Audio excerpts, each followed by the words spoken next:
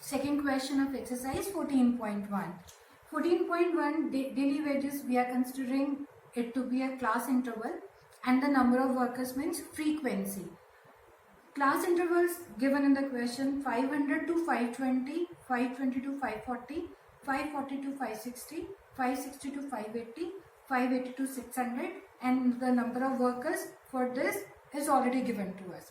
Now after this we will find xi. Now what was xi? Xi was lower limit plus upper limit divided by 2, right? That is दोनों limits को add करके 2 से divide करना है. अब lower limit is 500, this is 520. आप इसको बेशक रफ में 500 और 520 को ऐड करके 2 से डिवाइड करिए, तो it will B 1020 by 2 which is 510, right? So xi for the first class interval is 510. Now we will find the xi for every class interval. The same way, the way we had found xi for the first class interval, जिस वे में आपने ये निकाला है, similarly आप इनका ये xi निकालो. 520 to 540 का xi आएगा 530, 540 to 560 का xi आएगा 550, it will be 570 and it will be 590. अब आपको साथ ही छोटा सा शॉर्टकट बता देती हूँ. यहाँ पे क्लास साइज 20 का है ना, upper limit minus lower limit, 20 का गैप है, 20 का गैप ऑल थ्रू 20 का गैप है. आप लोग एक काम करना, फर्स्ट xi तो प्रॉपर फॉर्मूले से निकाल दो. अब जितना भी क्लास साइज था 20, keep on adding 20 to this, you get the xis of respective class intervals, right? यहाँ तक I hope I am clear. After this अब बेटा यहाँ पर 1 2 3 4 5 ऑब्जर्वेशंस हैं. 5 ऑब्जर्वेशन में से आप किसी भी एक ऑब्जर्वेशन को ए ले सकते हो. ए stands for assume mean. Usually हम मिडल मोस्ट को लेते हैं ना, this is the middle most है ना, बिकॉज सेंटर में से ऊपर 2, इससे नीचे 2 ऑब्जर्वेशन. बाय चांस यहाँ पर मिडल में 2 ऑब्जर्वेशन आ रही हो तो आप किसी को भी ए ले सकते हो, और रादर आप किसी भी एक xi को आप a ले लो, आंसर में कोई फर्क नहीं आएगा. मिडिल मोस्ट लेने का एक ये फायदा होता है, हमारी कैलकुलेशंस और छोटी हो जाती है. अब इसके बाद हम लोग di निकालेंगे विच इज xi माइनस a. अब these are xi and the value of a is 550. अब 510 में से 550 को आप माइनस करोगे, what do you get? Minus 40. Similarly 530 में से आप 550 को माइनस करोगे, यू गेट माइनस 20. 550 में से 550 माइनस हुआ, you get 0. 570 minus 550 is equal to 20. 590 minus 550 is equal to 40. मैंने यहाँ पर डी आई कैलकुलेट किया. D i is deviation, right? हर ऑब्जर्वेशन xi माइनस ए, हर xi में से आप a सब्ट्रैक्ट करोगे, a जो आपने सिलेक्ट की है, राइट? सो हर एक को यहाँ पर हमने निकाल लिया. अब अगर आपने ये कैलकुलेशन शो करनी है आप करिए, अदरवाइज आप डायरेक्ट आंसर लिख सकते हो.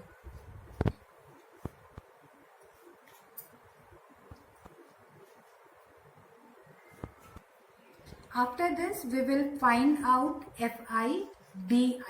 fi is this, di is this. We will multiply these two observations. Now 12 into minus 40. 12 into minus 40 is minus 480. 14 into minus 20.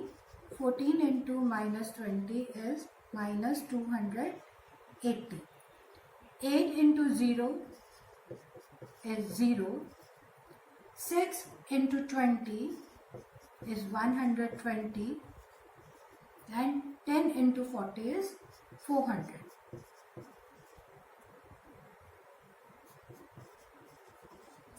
If you want to show this working, you can show, otherwise you can straightway write the answers.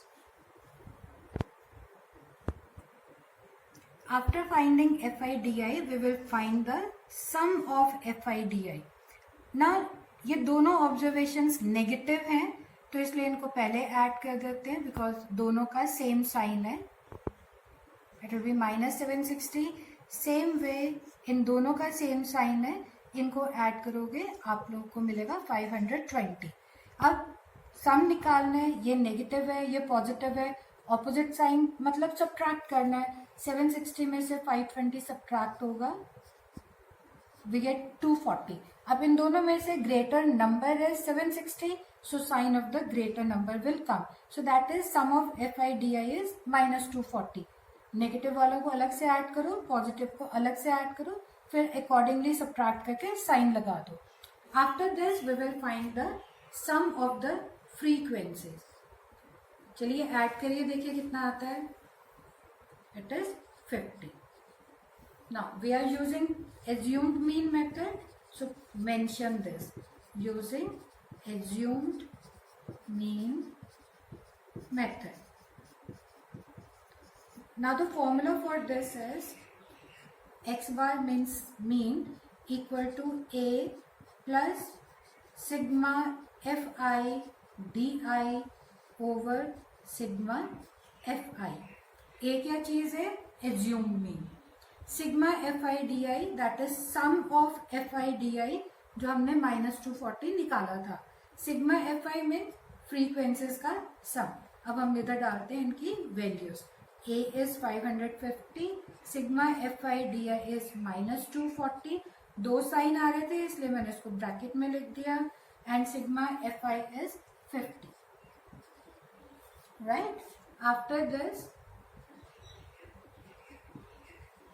यहाँ से जब आप इसको simplify करोगे, 0 and 0 they are cancelled out, -4.8.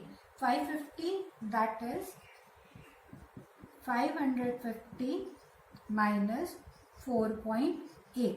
अब इनको अगर आप सब्ट्रैक्ट करोगे you gate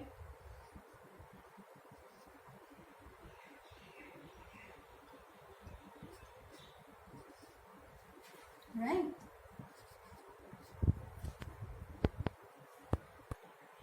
Now the mean is 545.2. So just write therefore statement. Therefore mean of